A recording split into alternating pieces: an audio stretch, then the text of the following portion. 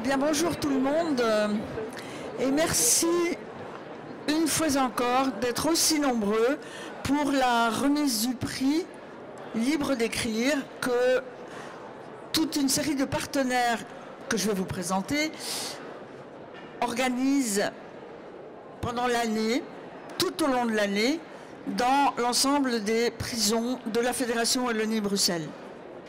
C'est la 6e édition déjà, je ne me trompe pas. Et donc, nous sommes extrêmement fiers, encore une fois, d'être réunis à la Foire du Livre de Bruxelles pour attribuer les prix. Un petit rappel d'abord des partenaires. Évidemment, vous avez vu que nous avons quelques sponsors sans lesquels on ne pourrait pas fonctionner. La Fédération Wallonie-Bruxelles, bien sûr, la Loterie nationale, qui est un peu dans l'ombre, mais néanmoins qui est là. Et voilà que le troisième m'échappe, mais ça ne fait rien, ça va me revenir. Il sera à la fin des slides, de toute façon. Le Parlement francophone bruxellois. Et puis, il y a toute une série de partenaires qui nous offrent des lots, et on en est également extrêmement contents. Alors, comment ça fonctionne, ce prix ? Eh bien, d'abord, nous nous réunissons, les partenaires de base, je veux dire, à savoir la CAP, j'espère que je ne vais pas me tromper cette année, et bien dire la concertation des associations actives en prison, l'ADEPI, alors ça je ne retiens jamais, l'ADEPI, ce que ça veut dire. Atelier d'éducation permanente aux personnes incarcérées. Voilà. Ah. Non, ça y est, ça y est. Je répète ? Oui. Donc, ADEPI, Atelier d'éducation permanente pour personnes incarcérées. Voilà. Alors, le prix, à l'origine, avait débuté extrêmement simplement sur une idée de la CAP. Et cette idée, au fur et à mesure des années, s'est développée. Donc, je passais la parole à Marie-Ève, qui travaille donc à la CAP, et qui va vous dire 2 mots de l'organisation de ce prix. Et si elle oublie quelque chose, je lui dirai D'accord, ce qu'elle a oublié.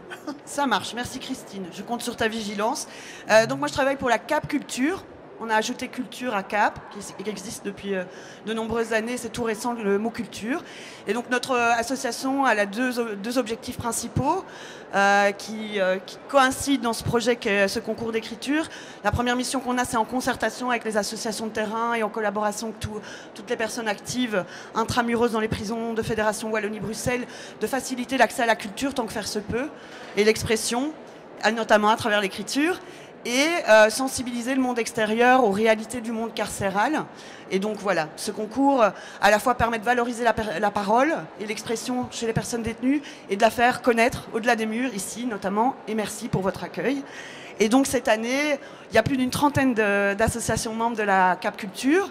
Et cette année, on est ravis parce qu'on a encore reçu un peu plus de participation pour ce concours, notamment à travers une nouveauté qui est la possibilité qu'avaient certaines personnes de s'exprimer dans leur langue maternelle.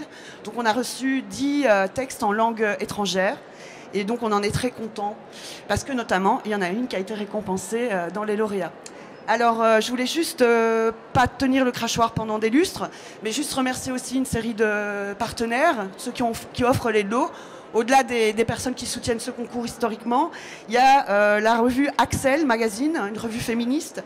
Il y a le magazine Alter Eco, Médor, Ensemble Solidarité contre l'exclusion, la revue Tchèque, la revue Paysanne qui tranche, Penmel XL, la librairie Libre Ouvert, Philippe Raxon, qui est membre du jury, qui nous a gentiment offert des bouquins dédicacés, et évidemment la Loterie nationale, le Parlement bruxellois et la Fédération Wallonie-Bruxelles.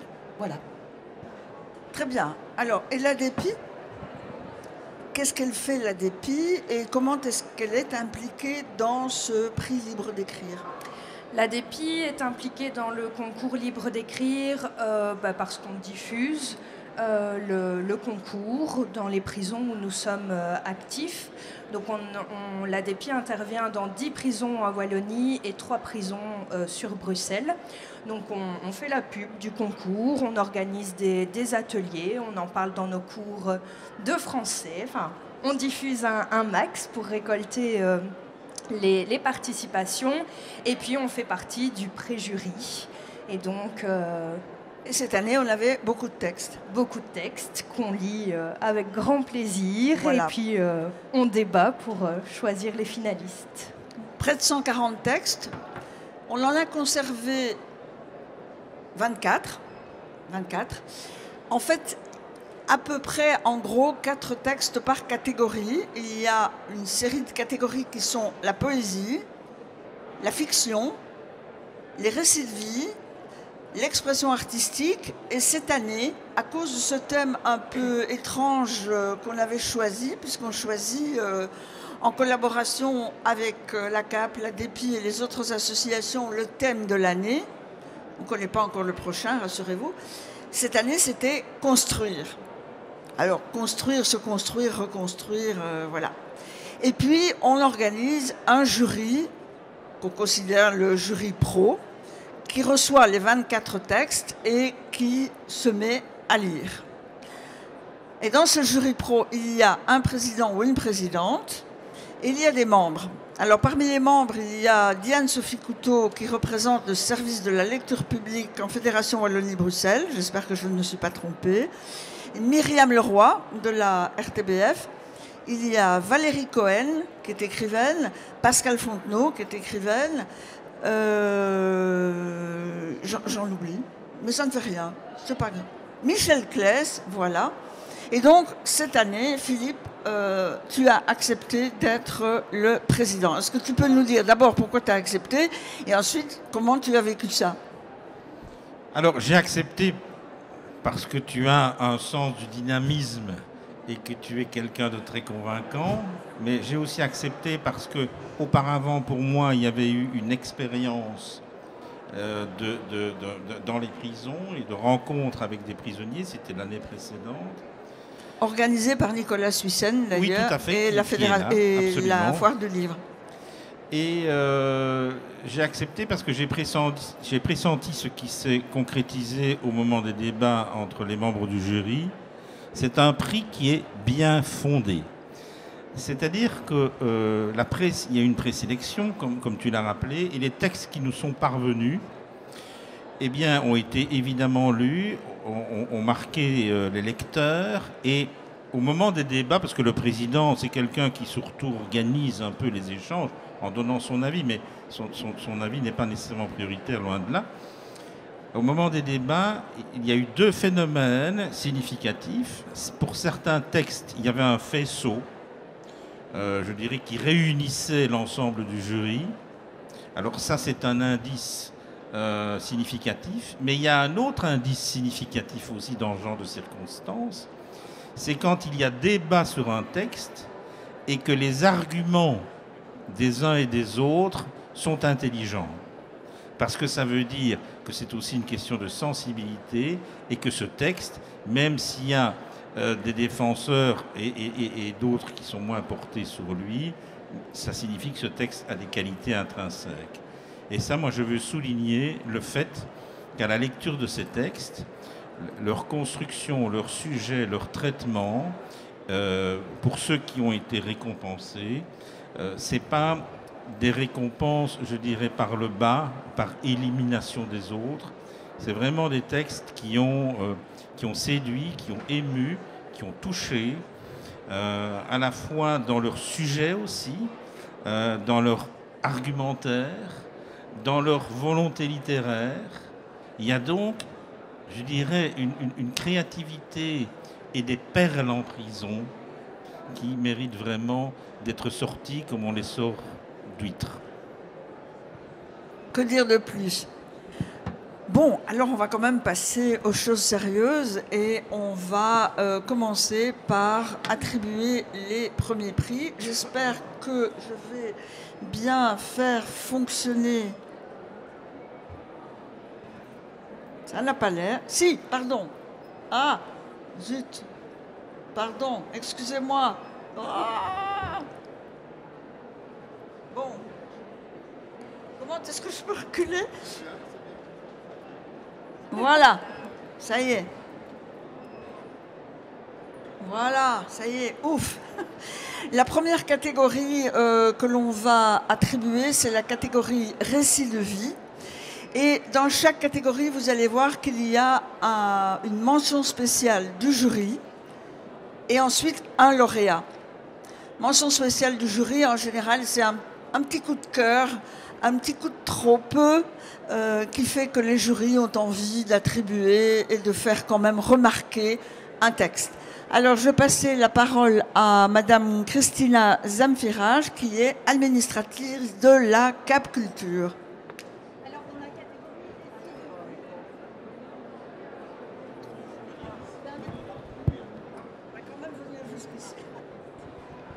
Alors, dans la catégorie récit de vie, la mention spéciale est attribuée à Dubar Stevie pour son texte La prison des sentiments. Il reçoit donc un prix de la Loterie nationale de 100 €, un livre de la librairie Livre ouvert à Charleroi et un abonnement d'1 an au magazine Ensemble Solidarité contre l'exclusion.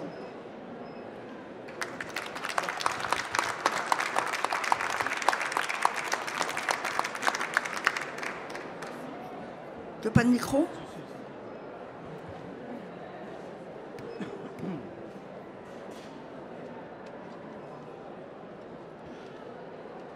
Tout commence le jour de mon entrée en prison. C'est un mercredi, aux alentours de 13 h. Je suis sur le parking du centre pénitentiaire, accompagné de ma mère et de ma cousine, prêt à affronter cette nouvelle épreuve. C'était 5 jours plus tôt, lorsqu'une policière est venue à ma maison pour me remettre ma fiche d'écrou, que cette étape a réellement commencé. Dès la réception de ce maudit document, elle m'annonce que j'ai 5 jours pour me rendre volontairement à la prison la plus proche avant d'être considéré comme recherché par les instances judiciaires dans la mesure où je ne m'y présenterai pas spontanément. 5 jours pour clore un chapitre de ma vie. Faire le nécessaire pour ne rien laisser derrière moi et ne pas donner de charges supplémentaires à gérer pour ma famille. Je débarrasse mon logement, remets les clés au propriétaire, vérifie que le paiement de mes factures soit en ordre, accorde une procuration sur mes comptes à mes parents et prépare les pires valises de ma vie. Je commence à dire au revoir aux membres de ma famille, à mon oncle, mes cousines, mon frère, mon parrain, mes parents, surtout à mon fils. C'est ainsi que je me retrouve, le cœur lourd, la peur au ventre, face à cette porte métallique verte, écaillée par endroits sur laquelle seul un bouton poussoir argenté vous annonce votre entrée dans ce monde inconnu. J'appuie sur le bouton, le clic d'ouverture de la porte résonne. J'inspire profondément et ma cousine, ma mère et moi entrons. Nous sommes accueillis par un agent derrière un guichet tel un bureau bancaire à qui je remets ma fiche d'écrou ainsi que ma carte d'identité. On me demande de me déposséder de tous mes biens interdits, téléphone, portefeuille, argent. Je les remets à maman chez qui je vois la tristesse arriver. Je les embrasse et les serre très fort une dernière fois. Je leur dis au revoir et à bientôt.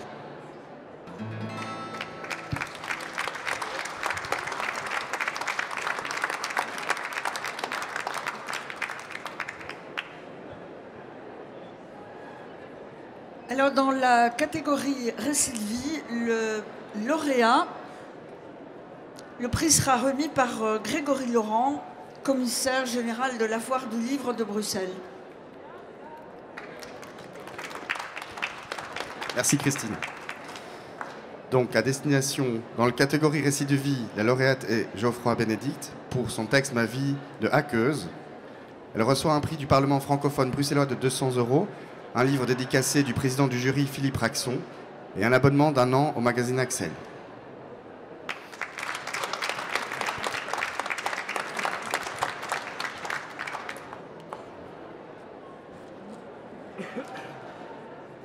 Que m'arrive-t-il? Que se passe-t-il en moi?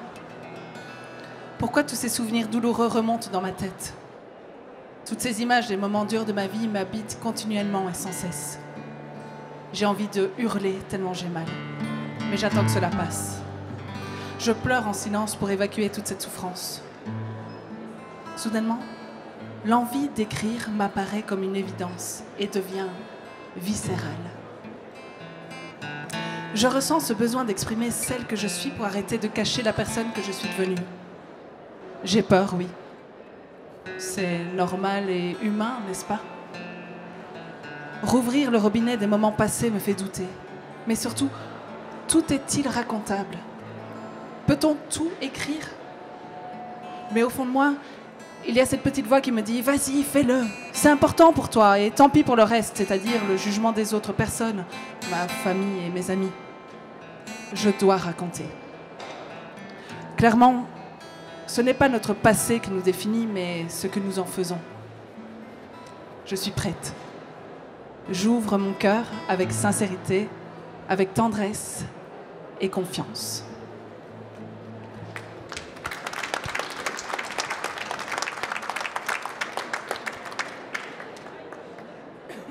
Alors, dans la catégorie poésie, la mention spéciale du jury sera remise par Nicolas Suizen.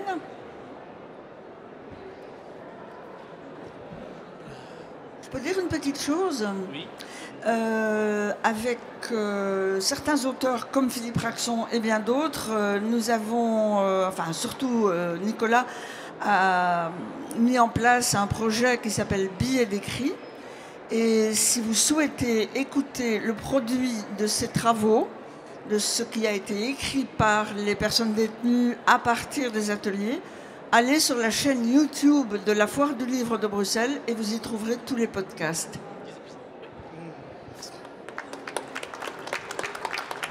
Alors, dans la catégorie poésie-oralité, la mention spéciale est attribuée à Bouchard Frédéric pour son texte Poème.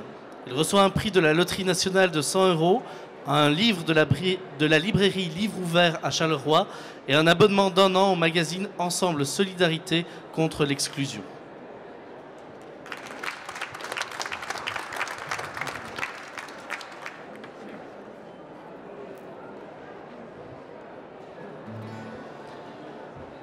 Dans les murs froids d'une prison se morfondait un détenu. Il allait perdre la raison tant son avenir était nu. D'insoutenables nuits sans lune se succédaient à l'horizon. Il méditait à l'infortune de ne retrouver sa maison. Les jours gris coulaient lentement comme les larmes de ses yeux. Il se demandait tristement comment pourrait-il aller mieux. C'est alors qu'un petit papier fut déposé dans sa cellule. Il se leva sur ses 2 pieds après avoir chaussé ses mules. Le papier parlait d'un concours. Il s'agissait d'écrire un texte, récit de vie, fiction, humour. Ça le laissa d'abord perplexe. Comme thème, un seul mot, construire. Le détenu s'imagina ce qu'il allait pouvoir écrire. Dans sa tête, une idée germa. C'était en fait une évidence. Le texte à construire était là. Trêve de doute et de prudence, il lui faut publier tout ça. Vers après vers, la poésie a pris forme dans son esprit. Le ciel annonce une accalmie. Le détenu, enfin, sourit.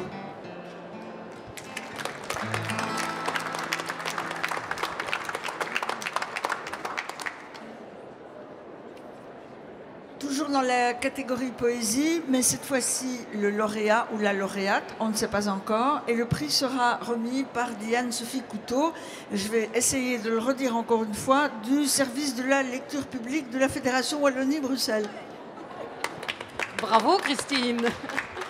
Alors c'est avec beaucoup de plaisir que je vous annonce que dans la catégorie poésie et oralité, le lauréat est Akbib Fawzi, pour son texte « Le miracle des vers ». Il reçoit... Il est là? Ah, super! Alors, il reçoit un prix... Venez avec moi! Alors, je vais quand même dire ce qu'il reçoit. Il reçoit un prix du Parlement francophone bruxellois de 200 €, un livre dédicacé du président du jury, Philippe Raxon, ici présent, et un abonnement d'1 an au magazine Alter Eco. Bravo!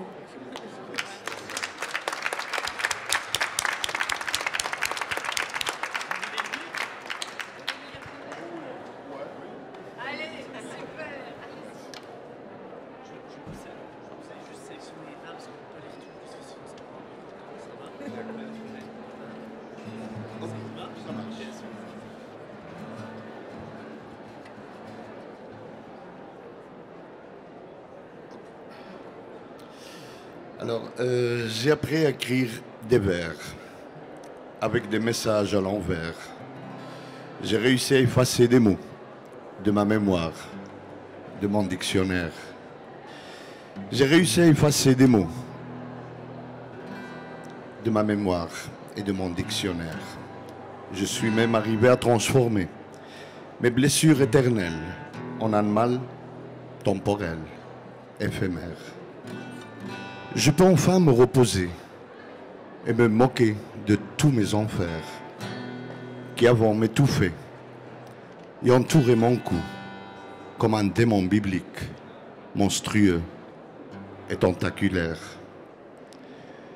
Grâce à la poésie, j'ai trouvé la manière de me sentir à l'abri, rassuré et bien couvert.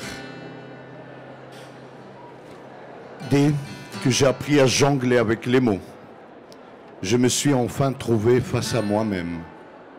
J'ai trouvé la potion magique qui me libère. Même quand je me sens dépassé, victime de l'injustice des humains et de leur misère, je suis capable de sourire et même lâcher des éclats de rire. Je me déconnecte de toutes les pensées négatives quand je décris en vers une majestueuse falaise spectaculaire qui surveille la dernière frontière de la terre. J'oublie tous les malheurs et les trahisons en décrivant un couple d'amoureux penchés, un romantique belvédère, les doigts des mains entrelacés et le regard perdu sur la mer. Je défie tous les orages et je me fiche de toutes les tempêtes du désert quand je raconte en vers l'histoire de ce papa qui dansait avec des lampadaires. En rentrant du travail un soir en plein hiver, comme un fou, il sautait, chantait, le parapluie grand ouvert, des larmes de joie dans les yeux, signe qu'il est content, mais surtout trop fier. C'est le 31 décembre, il a touché son salaire. Et sur le chemin du retour, il a pu enfin acheter la nouvelle Barbie dont rêve son petit bout de ciel, sa petite de 6 ans, Marie-Claire. Voici le miracle de la poésie. Voici la pierre angulaire qui te transporte vers d'autres réalités, vers d'autres univers. Vrai ou faux, réel ou imaginaire, et même dans une cellule de prison, là où tout le monde se réduit à une table, une chaise, 2 étagères. Rien ne t'empêche de rêver, de te considérer comme un dieu de l'Antiquité, Apollon, Hélios ou Jupiter, de te mettre dans la peau d'un templier légendaire ou de devenir d'Artagnan en pleine aventure avec ses mousquetaires. Mais aussi à travers les vers, tu peux atterrir les pieds sur terre, retirer les étiquettes qu'on t'a collées, mettre des couleurs dans ta obscure réalité et trouver la lumière. Laisse parler ton cœur, sois sincère, oublie-toi de comment eux ils te considèrent. Retrouve-toi sœur, retrouve-toi frère, découvre la magie des mots. Bienvenue au miracle des vers.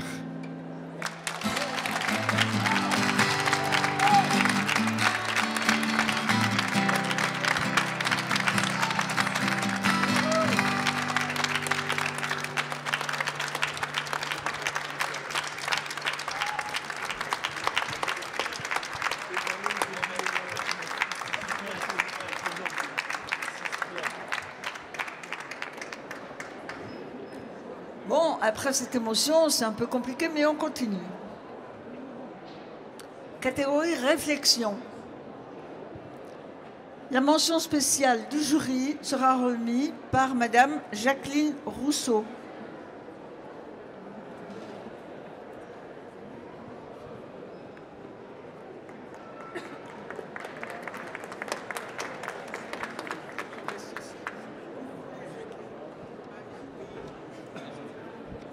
Alors, j'ai le grand plaisir de donner dans la catégorie réflexion la mention spéciale pour le texte de Patrice, pour son texte « Construire un rêve ». Donc, il reçoit un prix de la Loterie nationale de 100 €, un livre de la librairie Livre ouvert à Charleroi et un abonnement d'1 an au magazine Ensemble Solidarité contre l'exclusion.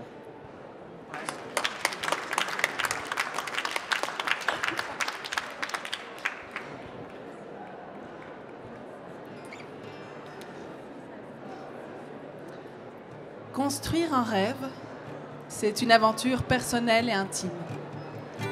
Cela commence souvent par une petite étincelle, une idée qui germe dans l'esprit. Parfois un désir enfui au plus profond de nous. C'est un sentiment qui nous pousse à croire qu'il existe quelque chose de plus grand, quelque chose qui dépasse le quotidien et qui nous permet de nous élever.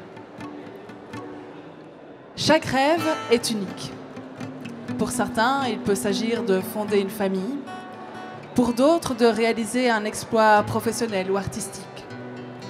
Quel que soit le rêve, il doit être aligné avec nos valeurs et notre identité.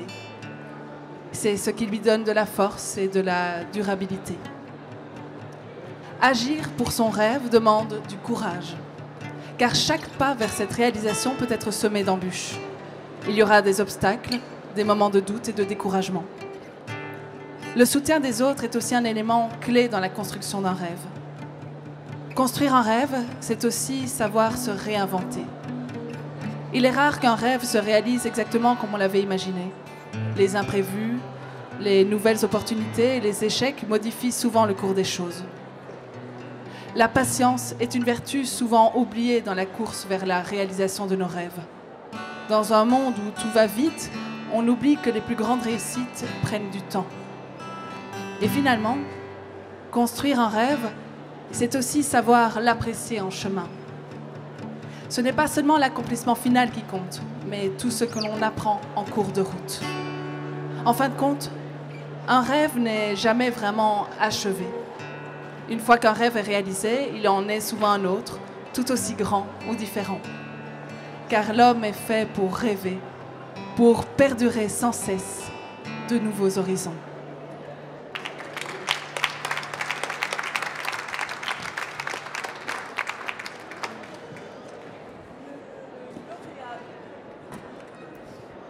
Le lauréat de la catégorie réflexion sera remis par Sarah Acajou de la Loterie nationale. Donc dans la catégorie réflexion, nous sommes fiers de remettre le prix à Marlon Badibanga pour son texte Construire. Il reçoit donc un prix de la Loterie nationale de 200 €, un livre dédicacé par le président du jury Philippe Raxon et un abonnement d'1 an au magazine Alter Eco.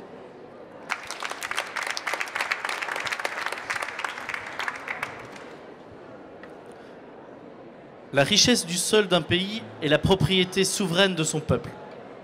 Au Congo, on dit que la richesse de la terre est inépuisable, car elle recèle nombre et diverses ressources. Les mines d'or et diamants, un ciel ouvert, le coltan et le zinc, près des faubourgs, sans citer tout le reste. Pourtant, les miens pataugent encore dans la mare, débrouillards pour la plupart, avec comme seule issue le charbon.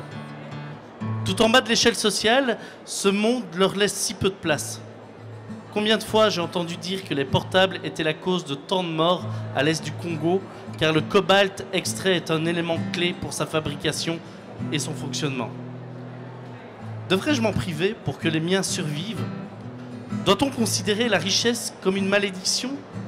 Les conflits armés camouflent frauduleusement toute richesse extraite. La guerre est une entreprise hypocrite. Mais la question est, qui s'enrichit derrière la famille et la mort d'autrui?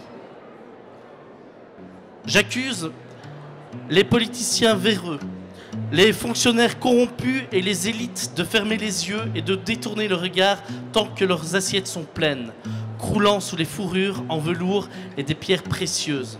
J'accuse les autorités de mon pays de se rendre complices de l'impunité et de la corruption qui gangrène toute la cité des Trois Fleuves. Déplacés, Des familles entières dorment à même le sol. Ici, on achète comme cadeau de Noël des iPhones à nos enfants de 10 ans. Chez moi, les enfants de 10 ans tiennent une calache en main. D'autres ont vu leur mère se faire violer devant leurs yeux pendant que leur père se faisait égorger à l'aide d'une machette. L'odeur est âcre.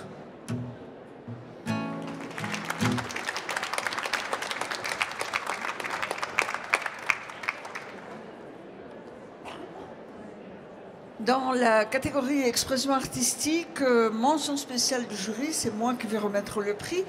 Bon, je vais le remettre à Frédéric Buscart pour un truc un peu spécial que vous n'aurez pas l'occasion de voir à part sur le site de Libre d'écrire, parce que c'est un mot croisé. Alors, on ne peut pas vous donner les solutions, il faut que vous alliez voir sur le site et que vous regardiez ce que vous propose ce mot croisé.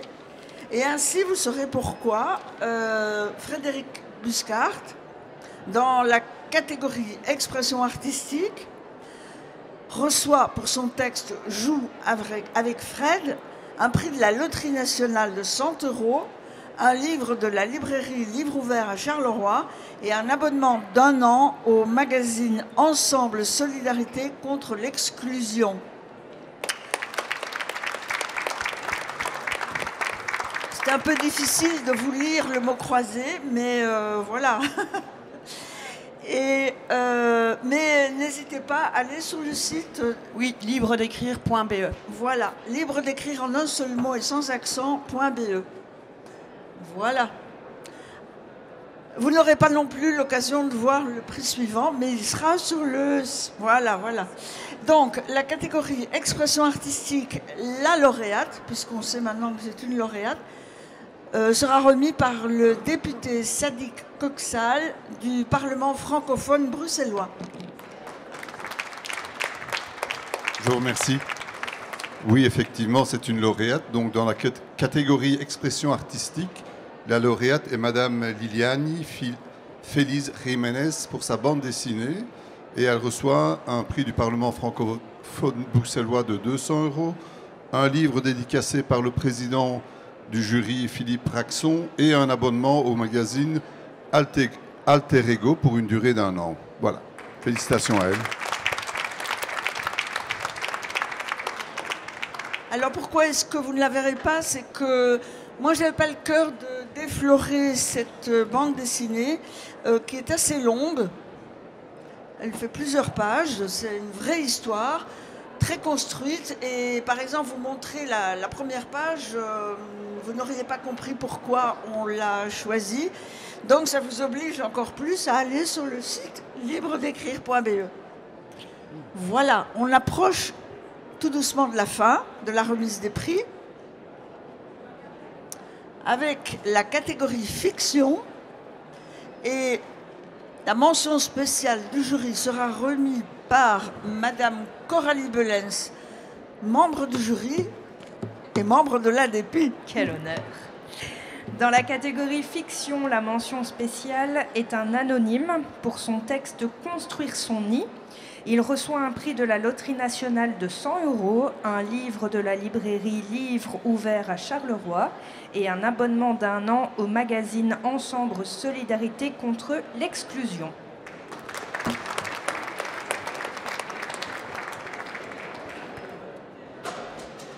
Voici l'histoire très spéciale d'un petit moineau et de sa maman. La maman du petit moineau ne connaissait pas sa famille. Elle était tombée de son lit très tôt et elle avait été placée dans un autre nid d'accueil. Mais ce dernier n'était pas très douillet et on n'y ressentait pas beaucoup d'amour. La maman du petit moineau cherchait à s'échapper de ce calvaire. Elle voulait trouver de la chaleur, de l'amour, de l'affection et se sentir mieux. Elle fut aidée par le service de protection des oiseaux. Ils l'envoyèrent dans un endroit avec plein d'oiseaux très différents les uns des autres. Ce n'était pas facile, mais la maman du petit moineau se sentait quand même mieux. Il faisait bon vivre, on s'occupait d'elle sans violence ni abus. Elle s'était fait des amis. Le temps passait et la maman du petit moineau se rendait compte qu'il lui manquait quelque chose. Mais qu'est-ce que cela pouvait bien être? Dès qu'elle fut adulte, la maman du petit moineau partit à la recherche de ce qui lui manquait. En chemin, elle rencontra plusieurs sortes d'oiseaux. Certains étaient gentils et d'autres très méchants et violents.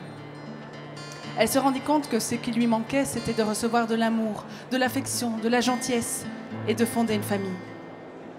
Un jour, elle rencontra un amoureux et se joint à son nid. Mais ce n'était pas facile de faire confiance ou de trouver sa place quand on n'a jamais eu de nid à soi. Après quelque temps, les choses étaient devenues trop difficiles car les relations n'étaient pas correctes. Elle quitta donc le nid.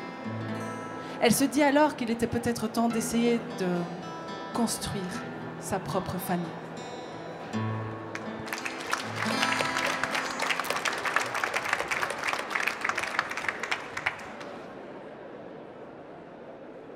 Voilà, le lauréat de la catégorie fiction va être remis par le président du jury, Philippe Raxon. Comme vous l'avez compris, Philippe Raxon est écrivain. Il écrit des romans absolument passionnants. J'espère que les détenus qui vont recevoir, les détenus qui vont recevoir son roman auront autant de plaisir que moi je l'ai à vous lire, Monsieur le Président. Est-ce que vous pouvez nous dire juste un petit mot sur ce texte que vous allez couronner lauréat fiction et qui a fait l'unanimité, il faut bien le dire. Mais voilà, justement, c'est un des exemples d'unanimité, et d'unanimité, je dirais, vécue avec satisfaction par tous les membres du jury, c'est-à-dire, à un moment donné, des sensibilités différentes, de collègues qui ont leur propre parcours d'écriture, convergent vers un texte, et on n'a pratiquement pas discuté. Il n'y a pas eu de... C'était plutôt la satisfaction de voir les avis converger vers ce texte, que je ne vais pas dévoiler parce que, évidemment, on va en avoir un extrait. Alors, dans la catégorie fiction, le lauréat est Corentin Wastio pour son texte intitulé « Le mur et la corde » ou le besoin de se construire une chaîne. Il reçoit un prix de la Loterie nationale de 200 €, un livre dédicacé de la part du président du jury et un abonnement d'1 an au magazine Alter Echo. Félicitations à lui.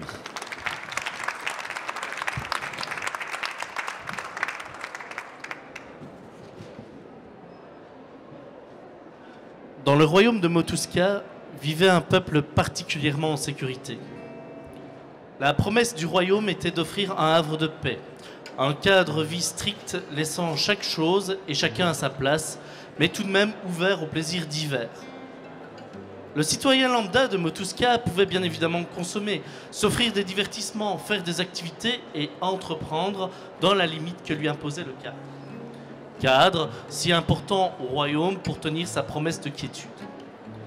Aujourd'hui, même les plus anciens sages siégeant au conseil de la cité n'ont pas connu de leurs yeux le monde d'avant, celui d'avant l'immense mur, celui des razzias, du danger, d'une criminalité excessive, celui à cause duquel le royaume prit la décision d'ériger le mur. Depuis, seuls les bannis ont à craindre pour leur peau en dehors de ce royaume protecteur, et les fugueurs.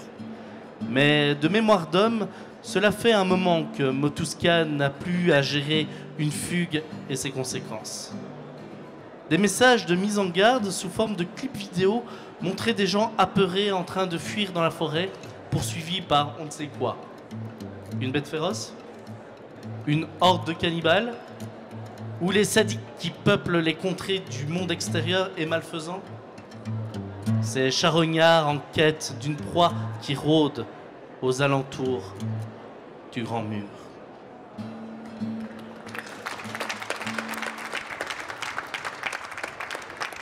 Voilà, comme vous l'aurez remarqué, c'est un texte dystopique, mais très philosophique et vraiment extrêmement bien écrit. Voilà, une année on commence une nouvelle édition.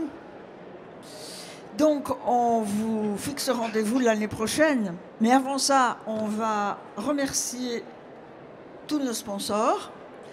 Ceux que Marie-Ève a déjà cités pour vous, à savoir les maisons de justice, le Parlement francophone, bruxellois, la Loterie nationale, et puis Pêle-mêle XL, la revue Alter Eco, la revue Ensemble Solidarité contre l'exclusion, Axel Magazine, la librairie Livre Ouvert. Et bien sûr, on a cité beaucoup Philippe Raxon, mais sans sa maison d'édition Academia, on n'aurait peut-être pas pu offrir les 6 ouvrages qui ont été offerts. Donc, merci beaucoup à la maison Academia. Et en fin de compte, le moment le plus intéressant, c'est que si vous avez le temps ou si vous le souhaitez... Attendez, parce qu'on me demande quelque chose. Un petit mot. Alors, attendez, je ne vais pas dire tout de suite. Du coup, il m'a enlevé mon PowerPoint. Voilà. Voilà. En fait, je voulais ne pas rater cette occasion pour remercier, parce que nous, les détenus, sont des êtres de lumière. On n'est rien. Et c'est grâce à beaucoup de personnes qui arrivent en prison. Ils nous apportent cette lumière de l'extérieur, qu'on survit, on continue, on a besoin d'écrire, on a envie de faire des choses que sans eux, sûrement, on ne saurait pas les faire. Et je ne voulais pas rater l'occasion pour donner un grand merci. J'ai ici à mon prof de théâtre, j'ai ma prof de français, j'ai ma prof de radio qui m'a changé mon quotidien en prison. Donc voilà, ce sont des personnes que vraiment sont eux. Notre quotidien est très différent en prison et que tout le monde pousse pour la culture en prison. La culture, culture et culture. Merci.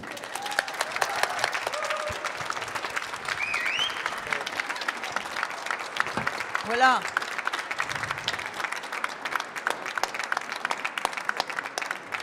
Toute cette émotion, on va la partager autour d'un verre si vous avez le temps. Marie Zendrix, responsable du stand, me fait les gros yeux parce que j'ai écrit 114 et pas du tout, c'est 225. Juste là. Moi, j'espérais déjà vous envoyer au 114 pour avoir un peu plus de bulles, mais non. 225, c'est juste là derrière, un peu plus loin, dans le coin. Voilà. Merci beaucoup.